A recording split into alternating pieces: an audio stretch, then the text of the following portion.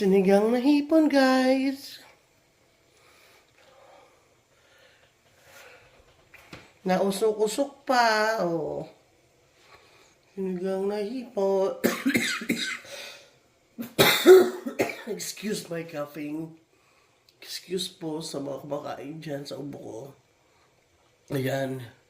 Sinigang na hipon sa baho. Baka nagtataka kayo bakit medyo mapula-pula.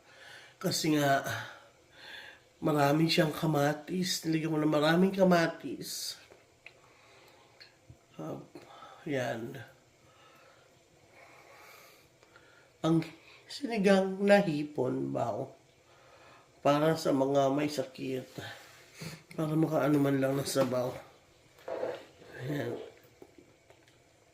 Yan, luto na yan.